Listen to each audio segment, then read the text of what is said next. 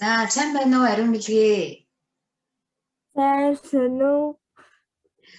Ярилцлаганд оролцож байгаад маш их баярлалаа.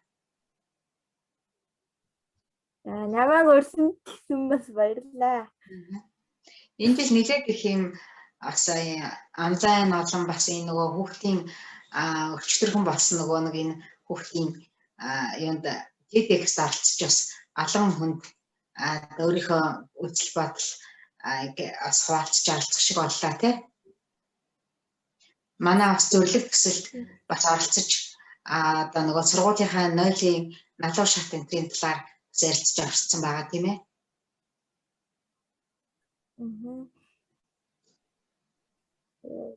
Тийм.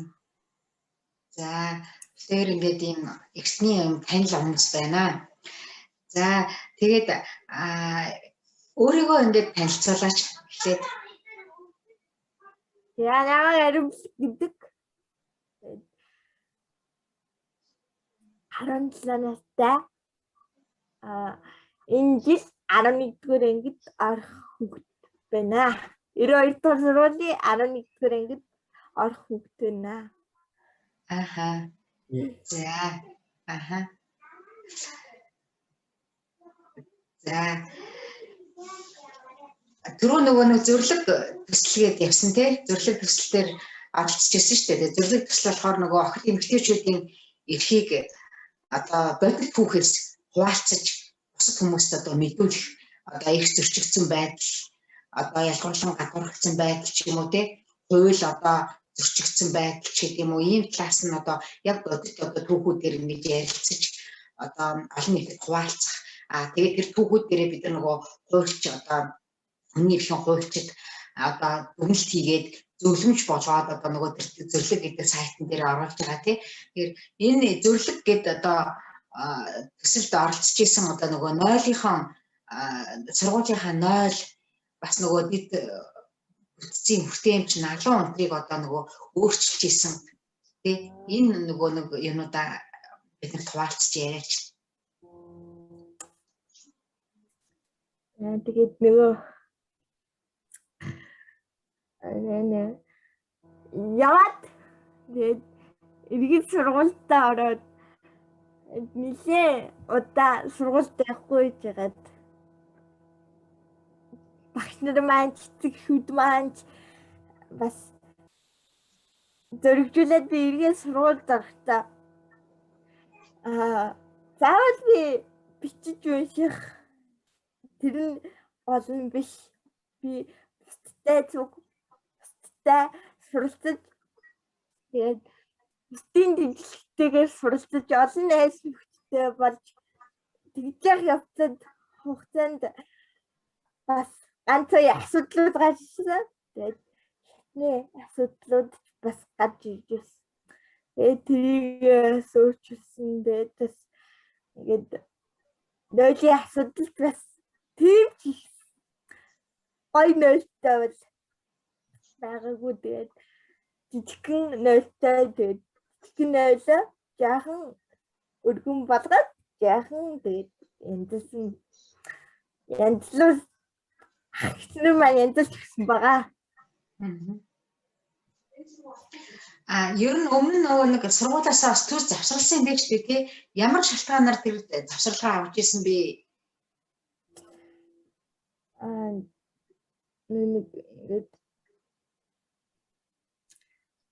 Яагаад завсарлах болсон юм? Тэр шалтгаанаа ярьж болох уу? Яагаад нэг өөртөө итгэлгүй тэгээд нэг ангийнхнаас нэлээх хоцорсон. Тэгээд тийм байсан. Ганцаараа ээжтэй хамт суудаг гэсэн баггүй сургуультай би. Ганцаараа суух боломжгүй. Тэгээд өмнө нь бол тийм байсан байх тий. Өмнө нь завсарлага авахын өмнө одоо тэгж сурдаг байсан байх тий. Тийм тэгээд нөгөө ангийн хаалга анги маань нэлээд жижигхэн амар олон юутай ширээтэй тийм учраас нөгөө тэрэгзээ оруулж ирэх боломжгүй. Тэгээд ээжтэйгээ хамт суугаад байжгаад 3 жил тэгээ ээжтэйгээ хамт суугаад заримдаа би ээжийнхээ өөр дээр унтчих ядраад унтчих гэсэн.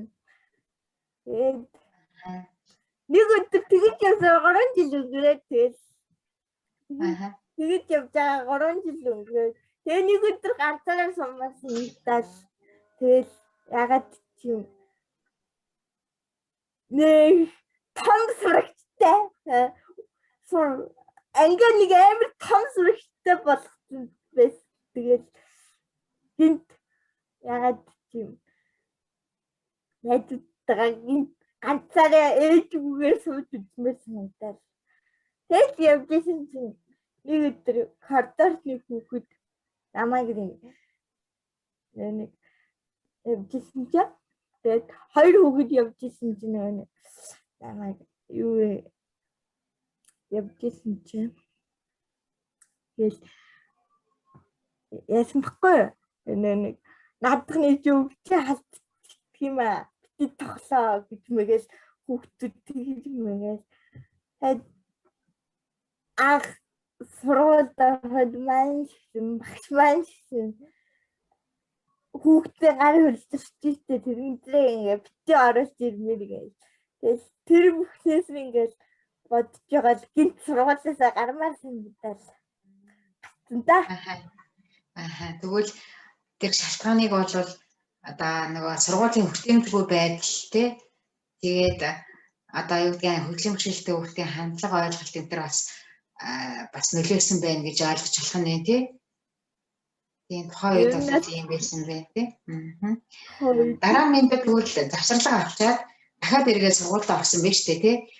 Тэрнээс хойшоо мэдээ жоохон яриач. Тэрнээс хойшоо тэгэл нөгөө амар асуулттай манай сургууль амар асуулттай. Тэгэл ээжээр өргүүлсэн сургуультай явахыг хүсэл тэгэл явдаг л байсан. Тэгж байгаа ээжигээ хэд өрөвдөөл. Тэгэл ээжийнхээ мэдээж хэцүү байгаа байдлыг мэдрээл. Тэгэл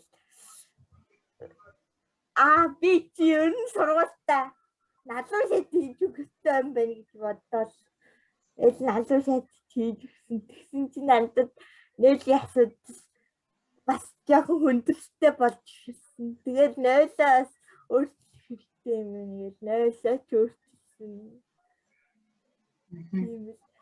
Ямар ч найдвартай болсон. Тэгээд тэр асуудлууд ингээд нэгээрээ шийдэгдэж байгаа ямар ч айтайгаа. Нойлын асуудал тэр налуу замны асуудал энтрийг бол шууд чи бичиж өгөөл нэг өдөр бол шийдэгдэчихээгүү гэж би бол зөвөр бодож байна. Гэтэ чи өөрөө ч гэсэн бас одоо нөгөө ярилцлагууд дээр бас ярьж ирсэн шүү дээ тий. Нөгөө нийцэл бичсэн би том болмооргүй байна. Ээжээрээ өрүүлээд налуу замаар өдрө болгон гарах айгүй хэцүү байна. Том болмооргүй байна гэдэг нийтлэл бичээд ээжтэйгээ хоёлаа. Тэгээ нөгөөдгөө сошиал цацаад маш олон хүн дэмжээ. Тэгээд нөгөө сургуульд одоо нөгөө өргөдлөө хүсэлт өгсөн байсан одоо сургуулийн удирдлагууд ч бас бидийг олж мэдээд ингээд одоо налууг бас шийдэж өгч байсан гэж би уншижсэн. Зөв үү? Хэрэгтэй ингээд өргөдөл өгсөн. Тэгээд хэрэл маань ингээд нэг сайн шийдэж өгөөгүй. Тэгээд үргэлжилсэн юмэр л хийсэн. Нөгөө хэцүү байгаа тэр зүйлүүд маань үргэлжилсэн юм. Тэгээд тэгэж одоо би яах вэ гэж бодсон. Тэгээд ээдтэйгээ ярьсан. Тэгсэн би гит нэг байж байгаа гит Facebook-д бичмээр санагдаад пост оруулмаар санагдаад би том болмооргүй гэдэг пост оруулмаар санагдаад тэгээд пост оруулсан чи амар олон хүнд хүрсэн. Тэр пост маань маш олон хүнд хүрээл тэгээд маш олон хүнд туссан. Монгол ах гэж нэмж туслаад тэгээд гадаад ах гэж нэмж тусласан. Тэгээд налуучтай болсон даа. Хит чинь би тэгэл хөөх миний ингээл битсэн ингээл амар олон миний ямар байгааг маш олон хүн мэдхийг хүсдэг юм байна шүү гэж бодогдол. Тэгжсэн. Чи маш их одоо нөгөө маш их мэдээлэл нөлөөлөл хийж чадсан гэж би бол одоо баяр хүрмээр байна. Тэгээд одоо чинь нөгөө сошиалар бичнэ гэдэг чинь хүмүүс нөгөө айгүйх мэдээлэл авч уншиж байгаа тий мэдгүй юм а мэдж байгаа.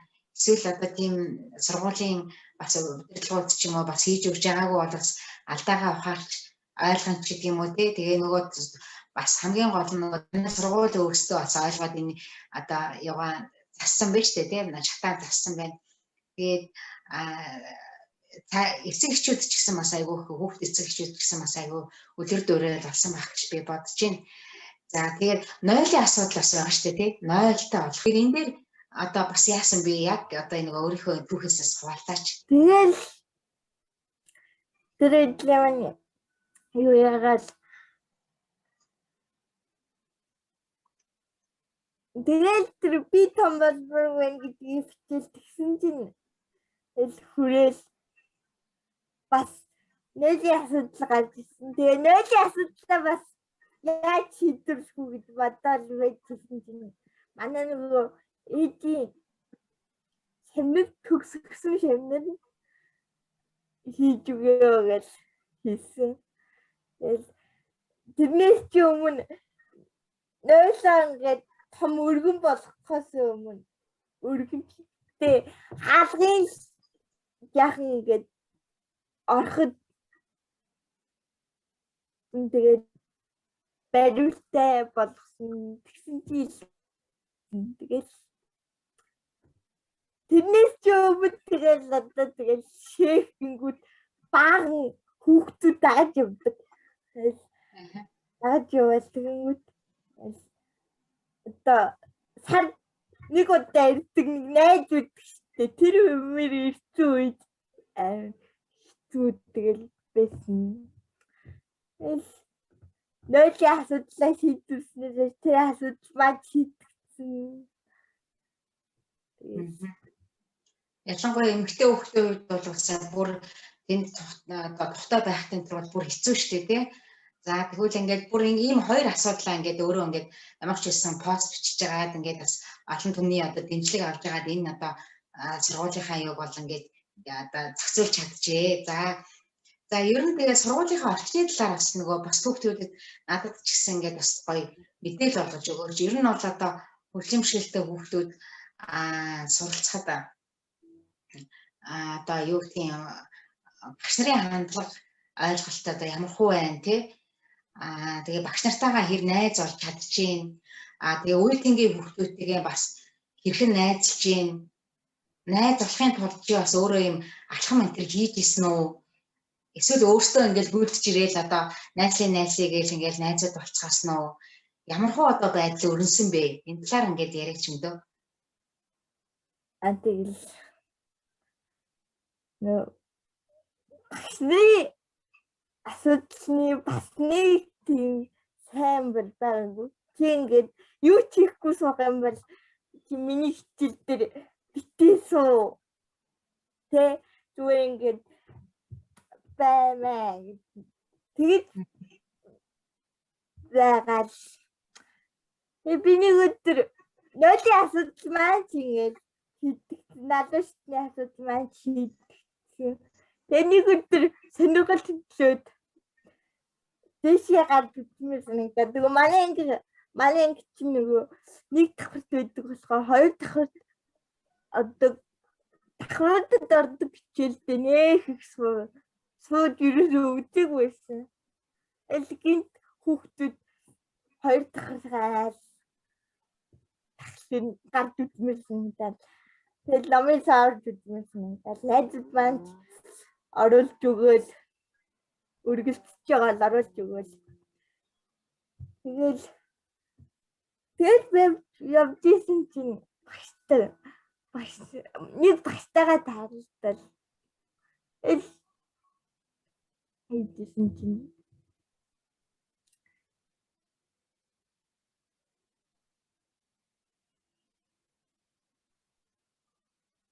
тэгэл найзтайгаа холбоо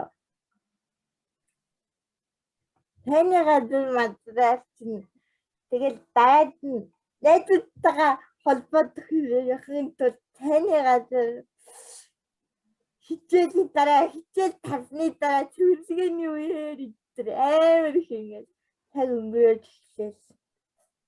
Тэгэл сайхан болоод сайхан найз болсон доо, олон найзтай болсон доо. Тэгэл хичээл амар хэцүү хичээлүүд чинь нөгөө хөргөн уншиж юм уу эсвэл чийж явдггүй тэгэл хөргөн бараг их бичүүлдэг штеп тийм болохоор нөгөө тэгэл миний төгөөд бол нөгөө бичгэд хүндрэлтэй байсан байх нэг штеп тий байдаг бахан тий. За тэгвэл тэгэхээр нөгөө нэг хоцрогдол гараад ирдэг нөгөө юмаа бичиж чаддаггүй тий. Одоо тэрийг одоо нөгөө нэг орлуулад одоо чи уншаад тэрийг багштай яриад өгөөрэй, тайлбарлаад өгөөрэй. Тэгээд ингээд өнгө чинь яаж өгнө өнтер гэдэг хандлага бол эхлээд бол таархан байсан байх нэг штеп тий. Зөвхөн бичил гэдэг бос төвхтүүдтэй адилхан бичил гэдэг. Гэтэл мэдүүд чинь бол нөгөө гарны асуудал байгаа ч тийм ээ. Тий. Тэр ийм хоцрогдол байдаг. Тэгээ багш нар нь бол одоо юу гэдгийг нөгөө цантай хамтарч ингээд нөгөө ажиллаж бол бас эхлэегүй байсан байх нь үү тий. Тий. Чамайг ойлгож одоо яаж одоо нөгөө хичээлийн яах вэ? Бэлдүү хичээлийн одоо нөгөө ойлгуулах уу? Одоо тухайн зааж байгаа хөтөлбөр рүү одоо би яаж дүгнэх үү? Ариунбэлэг яаж одоо оролцох уу? Оролцоог нь яаж хангах уу гэдэг талаасаа бол бас иймэрхүү байсан байх нэ тийм ээ. Тэгээд цаашаагаа энэ байдал бас яаж өөрчлөгдсөн бэ? Цаашаагаа бас үр дүнгууд гарсан байх гэж бодож байна. Багш нарын хандлага өөрчлөгдсөн байх гэж бодож байна. Тэгэл багш нар маань эхлээд айдаг байж байгаа. Сүүл рүүгээ зарим багш нар ярилцдаг болсон. Ярилцгаад тэгээд нөгөө чамд уушаад ярьдаг даалгавар өгөөд босох уу гэж болно гэдэг. Ярил. Тэдний цагаас хойш тэгэл хамгийн дуртай юмнууд манайс амар дуулууртай хийгээл сургуулиас дүнгүүдээ гаргадаг болсон доо. Багш нартайгаа хэр их найзалж байна тэгээд? Багш нартайгаа өмнө байсан оюусан.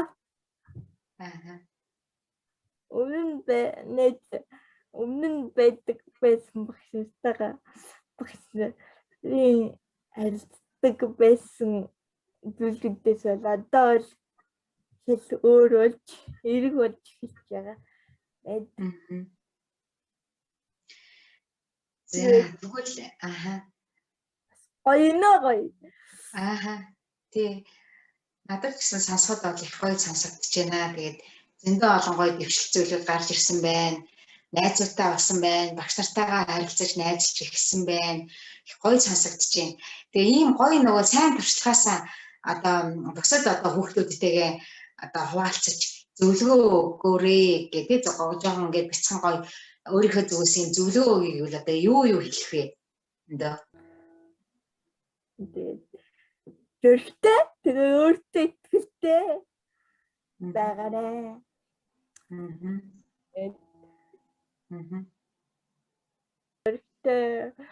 Тэгээд өөрийнхөө онцлог байдлыг давуу тал болгож харуулдаг байгаарай. Би бол одоо өөрийнхөө онцлог тэр байдлаараа давуу тал Чиний хувьд ямар онцлог тал байсан бэ? Яаж давуу тал олгосон? Ярддаг байсан. Тэгэл найзуудтай бас ярддаг байсан болохоор найзуудтай болсон тэгэл. Найзтайгаа ярьдаг байсан. Өөрийгөө ойлгуулж ярьдаг байсан. Тэгээ найзлж чаддаг байсан байна шүү дээ, тий? Багшаатайгаа ярьдаг гэсэн. Тэгэл хэлсэн багтаа. Тэгвэл ер нь их сайн ярилцдаг байх нь байсан гэж ойлгож болох уу? Тийм баха. Найзтайгаа амар олон чичээл таг өнгөрөөд таг өнгөрч байгаа гэж мэдхгүй тэгэл.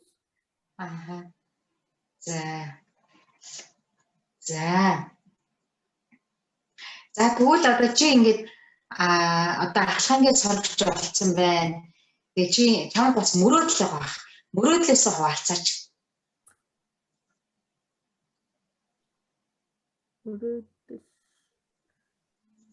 Мөрөөдөл юм бол ер нь бол нөгөө амар олон мөрөөдөл байгаа. Тэгээд өөрийн зорилго, өөрийн мөрөөдөл юм байна. За ойроосоо сонирхолооч. Сэтгэлзүйч болохоор бас юу ясаа нөгөө сэтгэлзүйч гэдэг чинь нөгөө нэг тэр үнийг тэрэгэнтэй байна уу, тэр үнийг залуу байна уу, тэр хүн хөшин байна уу хамаагүй хүн болгоно сэтгэлзүйн хувьд хэцүү байдаг. Тэгээд тэрийг нь бас гаргахыг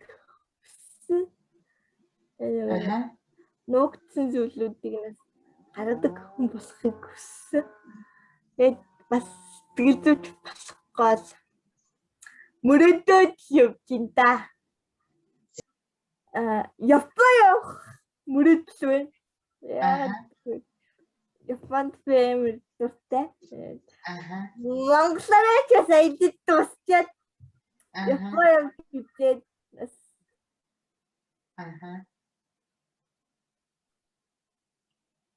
Монголоос өөр газар очиж үзхийг аягүй хүсэж байна. Бэлх хаа гэж бодчих. Бэлх баха. Эхлээд ямар ч Монголоор дуусгах тий. Аялал дуусгах тий. Тэгээд.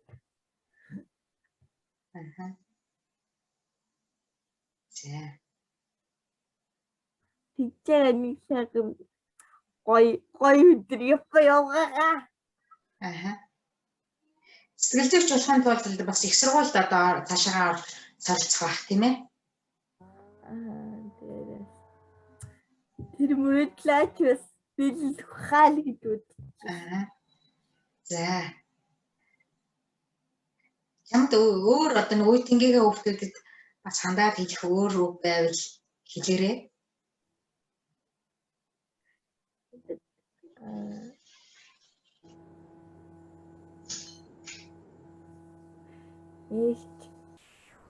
Зөрөгтэй тэгээд төвчээртэй тууштай мөрөөдөлтэй байгаарай л та. За баярлалаа. Урилга хүлээж аваад ингээд үеийнхээ хүүхдүүдэд сонирхолтой ингээд яриа өгч оролцсон маш их баярлалаа. Тэгээд цаашдынх нь сурлах хичээл одоо мөрөөдөлт нь амжилт хүсье. За баярлалаа. Танд гэсэн бас амжилт хүсье. За баяртай. Аариунбэлэг баярлалаа. Баяртай. Өөрхөн шүү.